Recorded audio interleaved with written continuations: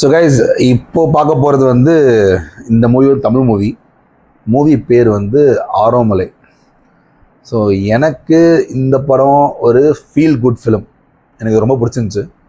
ஏன் இது feel good ஃபிலிம்னா, மோஸ்ட் ஆஃப் தி மென் அவங்க கோ த்ரூ பண்ணக்கூடிய நிறைய விஷயத்த சொல்கிற ஒரு படம் அது.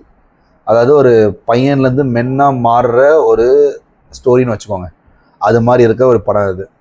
ஸோ படத்தோட ஹீரோ வந்து எப்படின்னா, அவருக்கு வந்து நம்ம எல்லாரும் மாதிரியும் தான் அந்த இனிஷியல் ஃபேஸில் வந்து லவ்னு இருக்கிற மாதிரி ஒரு பர்சன். ஸோ நிறைய பேர்கிட்ட பேசுவார், பேசின உடனே லைக் அவங்கள பிடிச்சிரும், எனக்கு உங்களுக்கு பிடிச்சிருக்குன்னு சொல்லுவார். அந்த பொண்ணுக்கு பிடிக்காமல் போயிடும். அது ஒரு தடவை என்ன நடந்தால் பரவாயில்ல, நிறைய தடவை நடக்கும். எல்லாமே லவ்வே இருக்கிறதுக்காக லவ்னு அவர் நம்புவார். ஸோ அதோட ஃபன்னாக போகும் இனிஷியலாக. அதுக்கப்புறம் வந்து ஒரு ஜாப் எதுவுமே இல்லாமல் அவர் இருப்பார். அதுக்கப்புறம் அவங்க பேரண்ட்ஸோட திங்ஸ்னால கொஞ்சம் ப்ரெஷர்னால ஓகே இந்த ஜாப் நான் எடுக்கிறேன்னு சொல்லிட்டு எந்த இடத்துக்கு போய் ஜாபில் சேருவார்னா, ஒரு மேட்ரிமோனி ஜாபில் போய் சேருவார். அதாவது ஃபார் எக்ஸாம்பிள் ஒரு மேட்ரிமோனி சைட், அவங்களில் ஒர்க் பண்ணுற ஒரு கவுன்சிலராக போய் சேருவார். அது ரொம்ப எக்ஸைட்டிங்கான ஒரு ஜாபாக எனக்கு தெரிஞ்சு. அது மட்டும் இல்லாமல் அந்த ஜாபில் அவருக்கே லவ் தான் பிரச்சனை. அவர் வந்து மற்றவங்களுக்கு வந்து அந்த மேட்ரிமோனியல் சொல்யூஷன்ஸ் அதெல்லாம் சொல்கிறது வந்து ரொம்ப ஒரு கான்ட்ராஸ்டாகவும் ரொம்ப பியூட்டிஃபுல்லாகவும் இருந்துச்சு. அதில் ட்ராவல் பண்ணி போகும்போது அவர் ஒரு பர்சனை மீட் பண்ணுறாரு. அவங்க தான் அவரோட டீம் லீடு. ஸோ அவங்க வந்து ரொம்ப ஸ்ட்ரிக்டான ஒரு பர்சன். அதே மாதிரி அவங்க தான் வந்து பெஸ்ட் பர்ஃபார்மர் அந்த இடத்துல. ரொம்ப நல்லா சேல்ஸ் பண்ணக்கூடிய ஒரு பொண்ணு அவங்க. அந்த கம்பெனிலே அவங்க தான் பெஸ்ட் பர்ஃபார்மர். இவர் தான் அந்த கம்பெனிலே கரண்ட்டாக வர்ஸ்ட் பர்ஃபார்மர். ஸோ இந்த வர்ஸ்ட் பர்ஃபார்மர்லேருந்து அவர் எப்படி பெஸ்ட் பர்ஃபார்மராக மாறுறாரு, எவ்வளோ நல்லா கிராக் பண்ணுறாரு, நிறைய பேர் எப்படி பேசுகிறாரு, கவுன்சிலிங் கொடுக்குறாரு, அதெல்லாம் சொல்கிறது வந்து இந்த மூவியோட ஒரு மெயின் பிளாட்டு. அதுக்கப்புறம் இவங்க ரெண்டு பேருக்குள்ளே வந்து அந்த எனிமின்ற ஒரு மைண்ட் செட் தான் போயிட்டுருக்கும். ரெண்டு பேரும் எதிரியாகவே இருப்பாங்க, லவ்ன்றது இருக்கவே இருக்காது. பட் ஏதோ ஒரு இடத்துல வந்து இவருக்கு பிடிச்சிருக்கும். ஆனால் அதுக்கப்புறம் இந்த ஓவராக அந்த ஒர்க்கு டீம் லீடுன்ற ஒரு டார்ச்சரில் அவருக்கு பிடிக்காமல் போயிடும். அதுக்கப்புறம் இவங்களுக்குள்ளே வந்து ஒரு க்ளோஸ்னஸ் வரும், ஒரு ரெஸ்பெக்ட் வரும், ஒரு லவ் வரும், ஒரு கைண்ட் வரும். அதெல்லாம் தாண்டி அதை அப்படியே பியூட்டிஃபுல்லாக கொண்டு போகிறாங்க. அதுக்கப்புறம் சின்ன சின்ன பிரேக் வரும், பிரேக்கப்ஸ் வரும். அதாவது பிரேக்கப்னா லவ் பண்ணி பிரேக்கப்பாக இருக்காது, அது லவ்னு வரத்துக்கு முன்னாடியே நிறைய பிரேக்கப்ஸ் வரும் இல்லையா. ஃபார் எக்ஸாம்பிள் அது உடையிற மாதிரி இருக்கும் இல்லையா, அது மாதிரி இருக்கும். கடைசியில் தான் இவங்க ரெண்டு பேரும் லவ் சேருவாங்க. அது எப்படி சேர்றாங்க, சேராமல் போகிறாங்களா, கெரியர் எப்படி போகுது, என்ன மாதிரி ஜாபில் இருப்பான், சக்ஸஸ்ஃபுல்லாக இருப்பானா லவ்லேயும் சரி ஒர்க்லேயும் சரி, இதெல்லாம் சொல்கிறது தான் அந்த படம்.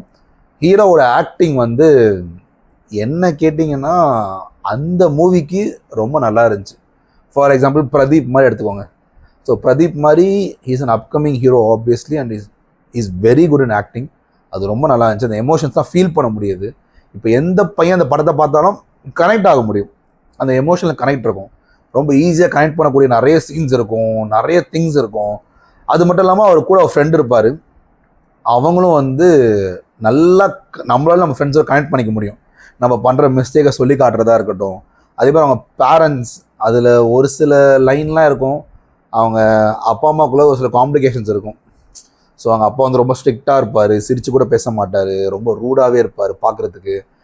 அவன் ஒரு ஜட்மெண்ட்லேயே இருப்பான், நம்ம அப்பா வந்து இப்படி தான், நம்ம என்ன கேட்டாலும் அவர் இல்லைன்னு தான் சொல்லுவார் அப்படின்னு ஜட்மெண்ட்ஸில் இருப்பான். அது ஏன் சொல்கிறாருன்றதை கடைசியில் ஜஸ்டிஃபை பண்ணுற மாதிரி இருக்கும். அதில் இன்னும் ஒரு சில விஷயம்லாம் இருக்கும்.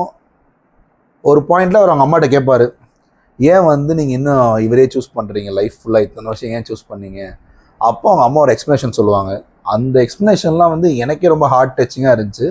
எனக்கும் வந்து தோணுச்சு, ஓ வாவ் அப்படின்னு தோணுச்சு. அதெல்லாம் வந்து இந்த படம் வந்து கண்டிப்பாக பார்க்கணும். இது வந்து எந்த யங்ஸ்டராக இருந்தாலும் கண்டிப்பாக பார்க்கணும். பார்க்கும்போது நமக்கு நிறைய ஐடியாஸ் கிடைக்கும். ஒரு 3 BHK மாதிரி உங்களுக்கு ஒரு எமோஷனல் திங்ஸ் கனெக்ட் ஆகும். அது மட்டும் இல்லாமல் எனக்கு டியூடில் நிறைய என்ன கனெக்ட் ஆச்சோ அந்த மாதிரி இங்கே கனெக்ட் ஆகுது. டியூட் மாதிரி ஸ்டோரி கிடையாது, பட் ஆப்வியஸ்லி அந்த ஒரு ஃபீல் குட் ஃபிலிம், அதனால இது கண்டிப்பாக பார்க்கலாம். ஹீரோயின் ஆக்டிங் வந்து அந்த கேரக்டருக்கு வந்து ரொம்ப நல்லா சூட்டாக இருந்தது. பட் எப்படி அவ்வளோ நல்லா சூட் ஆச்சுன்ற ஐடியா எனக்கு அவ்வளோ டீப்பாக இல்லை, ஆனால் ரொம்ப நல்லா சூட்டாக இருந்தது. அவங்க ரெண்டு பேரும் கனெக்ஷனாக இருக்கட்டும், காமெடிஸ்லாம் வந்து தேட்டரில் நிறைய சீன் வந்து ரொம்ப சிரிக்கிற மாதிரி இருந்துச்சு. ரொம்ப சில்லியாக தான் இருக்கும், ஆனால் அதை நம்ம பண்ணியிருப்போம், அதை நினச்சி நான் சிரிக்கிற மாதிரி இருந்துச்சு. அதில் ஒரு சில விஷயம் நானே நினச்சி பார்த்தேன், நான் கூட பண்ணியிருக்கேன், ஐயோ இவ்வளோ இப்படி இருந்திருக்கோமே அப்படின்ற தோன்ற அளவுக்கு இருந்துச்சு. ஸோ இது எல்லாமே பார்க்கலாம், எல்லாருக்குமே கனெக்ட் ஆகும். இதெல்லாம் ஃபேமிலியோடய பார்க்கலாம் இந்த மூவிலாம்.